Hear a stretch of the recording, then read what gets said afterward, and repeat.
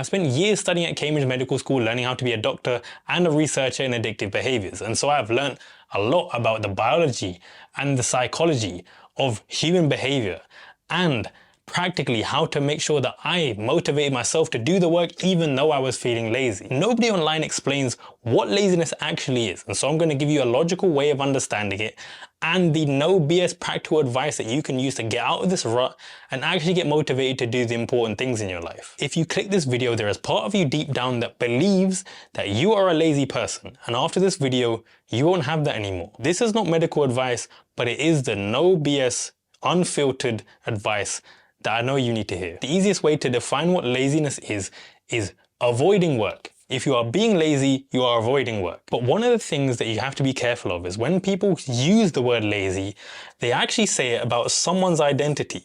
And that's something that you need to be careful of, and we're going to get to it when it comes to the psychology. So there are multiple reasons why you could be avoiding work right now, and some of them are to do with biology and some of them to do with psychology. We'll get to the psychology later because it's a bit more complicated, but I think it's probably the most valuable thing that I'm going to talk about in this video. So if there is a biological reason why you are avoiding work, what that basically means in layman's terms is you are tired. If you are tired, you're not a lazy person. You are just exhausted. Even if it's the easiest thing in the world, if you are too tired, you still won't do the work. And so there are a few biological things that you need to think about before you start calling yourself a lazy person.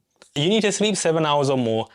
That's obvious, I'm not going to explain anything else. Now the next thing is that you need to look after your diet. Big food companies and society have lied to you because they gave you this weird food pyramid where all of it at the bottom was carbs. And really for most people that does not work when it comes to making sure that you have enough energy to do what you want. When I talk about carbs, generally I'm talking about like cereal, breads, pastas, rice, this sort of stuff. So this is like a basic graph of what happens when you ingest carbs.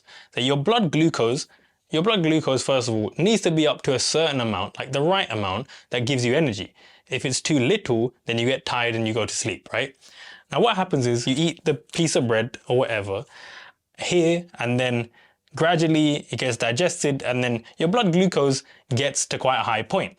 And then what happens, you get insulin, which is a hormone that basically means that it decreases the blood glucose in your blood, and then it pushes it towards your cells to be used, right? But effectively what happens, after the insulin comes down, it forces all of that glucose back into the cells and out of the blood, and then you get this point where your blood glucose is actually lower than it was before. And that is why after a certain amount, after eating a big meal, most of the times it's with carbs, is that you get this like sleepy feeling. You get this sleepy feeling where actually your glucose is actually lower than it was before. And that's why people's energy levels go up like this when they're having too many carbs, especially refined carbs like the fizzy drinks and the sweets and donuts and all that stuff, and highly processed foods like pizzas and this sort of stuff. There's also other neurochemistry about why you get tired when you eat too much, but I'm not going to get into that. But fundamentally, this is some of the things that most people don't tell you about what you're eating. So what I would recommend when it comes to your diet to make sure that you have enough energy and you don't get tired is high protein, some good like natural fats, like, you know, like the animal fats and like nut butter and stuff like this, and vegetables. Lots of people do this, like Joe Rogan, all of these guys, and people swear by it. And I would recommend trying that for you. If it doesn't work, then obviously try something else. I've had a couple of people in my comments say that got rid of their ADHD. Obviously, I think it's a bit more complicated than that, but your diet really makes a difference. And then the next thing is exercise. Now, fundamentally, when it comes to exercise, there is a U-shaped curve, or an inverted U-shaped curve. You know, let's say this is your energy, and this is the amount of exercise. If you do too little exercise, then you don't have enough energy. But when you do too much exercise, you also don't have enough energy. And so there's a sweet spot.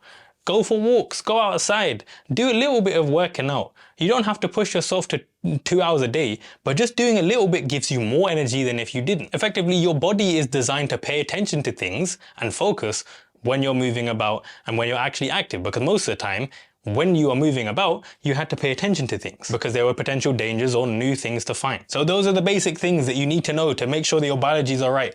Do not think that you're a lazy person until you've got this right. Now, if this doesn't work, and to be honest, I think that these things work together.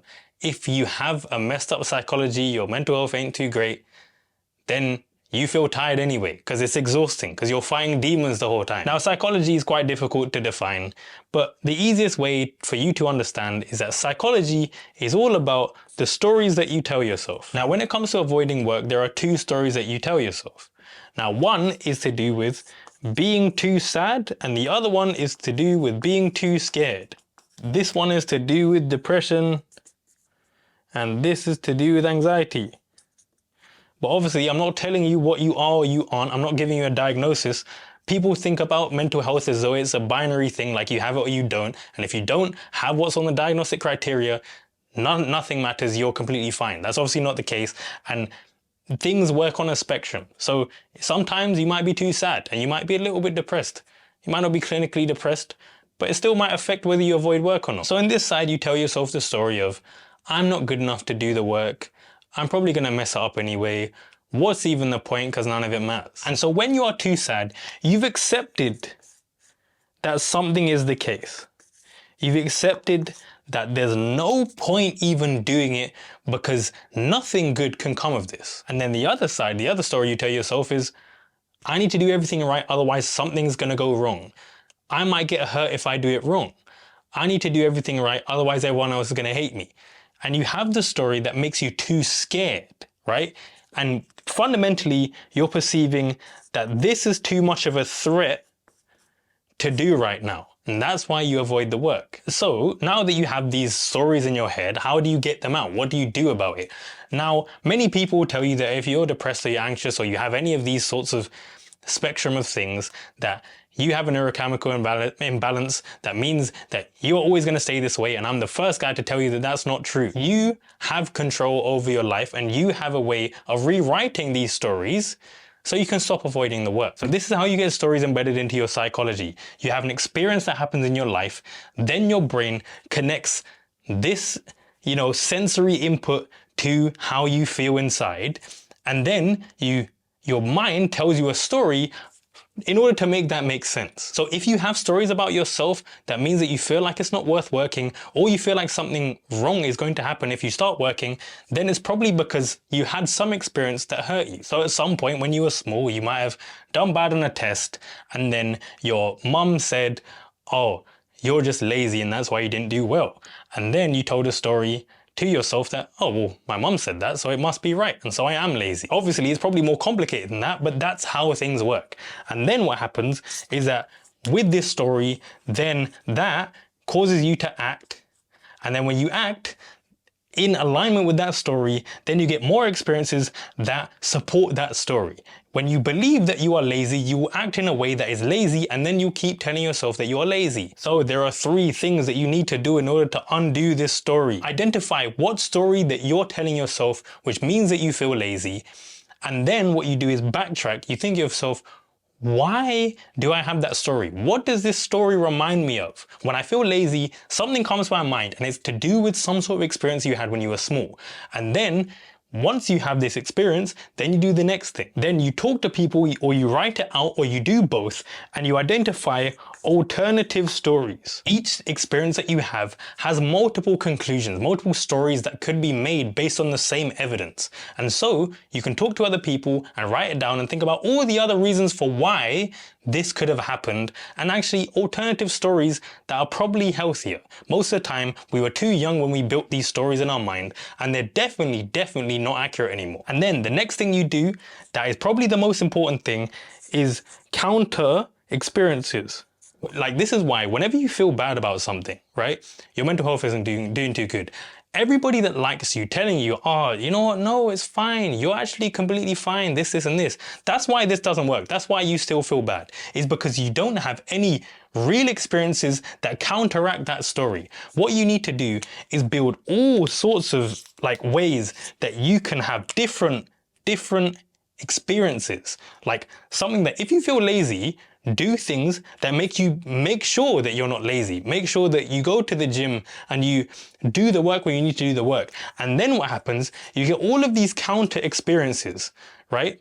All of these counter ones that effectively just completely destroy this story.